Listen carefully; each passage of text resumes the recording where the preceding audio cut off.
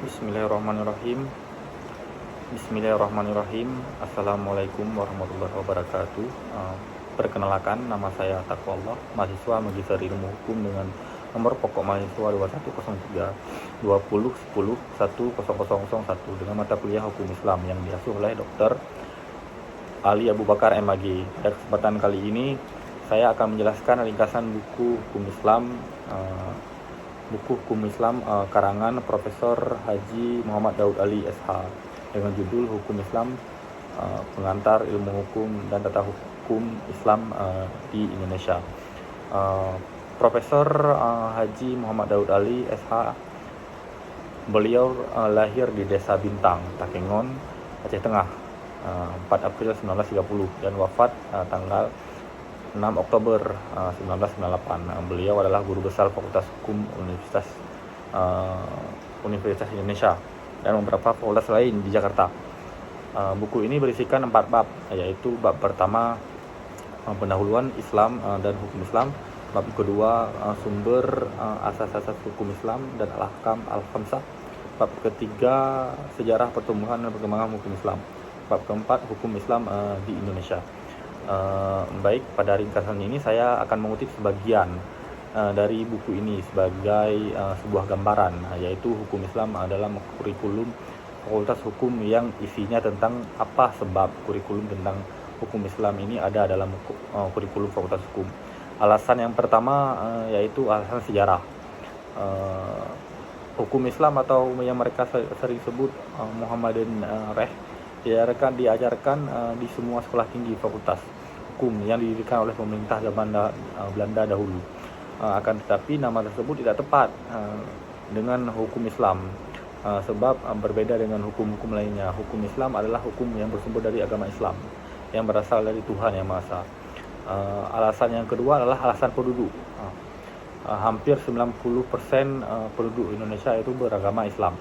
Alasan yang ketiga, alasan yuridis. Di tanah air kita hukum Islam secara normatif dan secara formal yuridis. Yang berlaku normatif adalah hukum Islam, dan yang mempunyai sanksi kemasyarakat apabila norma-normanya dilanggar. Sedangkan secara formal yuridis adalah hukum Islam yang mengatur hukum manusia dengan manusia lain dan benda dalam hubungan masyarakat. Alasan yang keempat, alasan konstitusional dalam bab agama.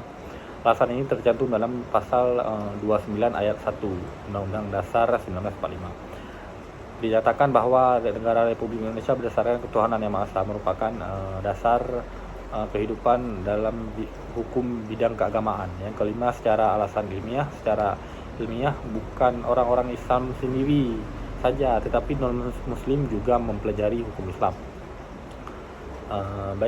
Selanjutnya kita masuk ke ciri-ciri hukum Islam itu sendiri. Satu, merupakan bagian yang bersumber dari agama Islam. Dua, hubungan yang erat dan tidak dapat dipisahkan dari iman, akidah, kesusilaan atau akhlak Islam. Yang ketiga, mempunyai dua istilah kunci, yakni syariat dan fikih. Keempat, terdiri dari dua bidang utama, yakni ibadah dan muamalah.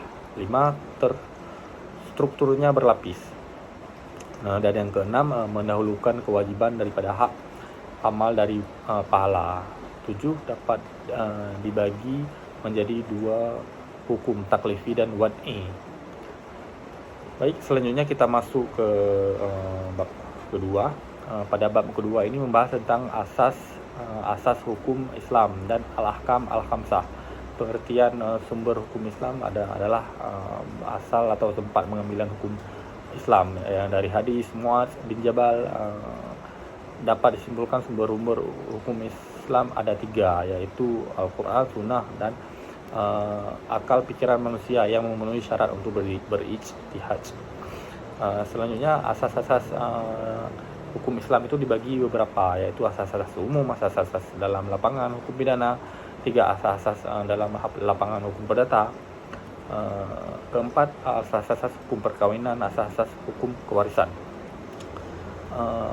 Selanjutnya mengenai bab ketiga, membahas pertumbuhan dan perkembangan hukum Islam. Pertama, mengenai tahap-tahap pertumbuhan dan perkembangannya. Pada umumnya tahap pertumbuhan dan perkembangan hukum Islam itu ada 5 masa, yaitu 1, masa Nabi Muhammad, 2 masa Khulafaur Rasyidin, 3 masa pembinaan dan pengembangan dan pembukuan, keempat masa kelesuan pemikiran, dan kelima masa kebangkitan kembali. Selanjutnya pada bab keempat membahas hukum Islam yang ada di Indonesia. Pada bab ini akan dibicarakan tentang hukum adat, hukum Islam, hukum Barat, dan hubungan antara hukum adat dengan hukum Islam, hubungan hukum Islam dan tata hukum Indonesia.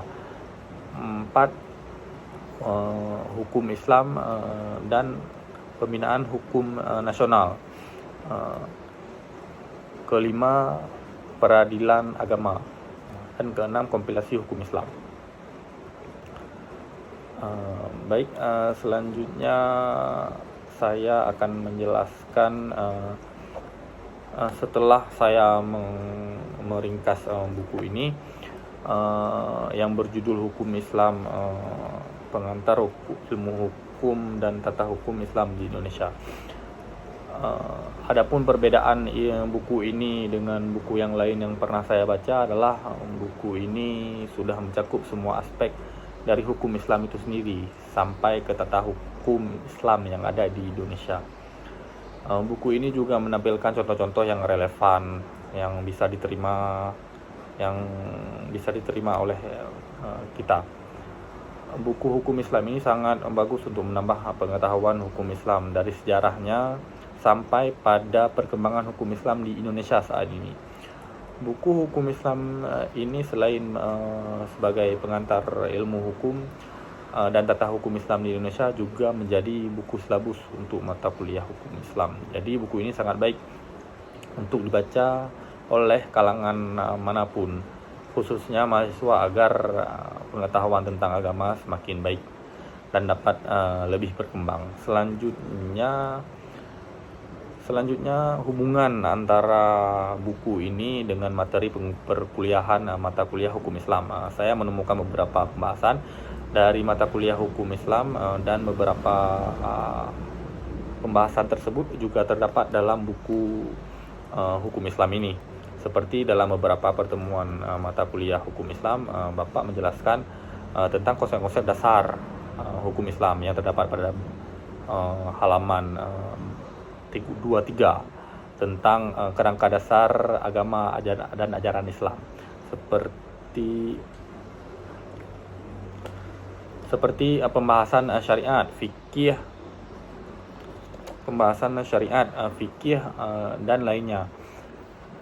Juga sumber hukum Islam yaitu Al-Quran dan hadis dan ijtihad. Selanjutnya hubungan antara buku hukum Islam karangan Muhammad Daud Ali dengan materi mata kuliah hukum Islam, yaitu tentang karakteristik hukum Islam. Penjelasannya juga terdapat dalam bab 2 buku yaitu dalam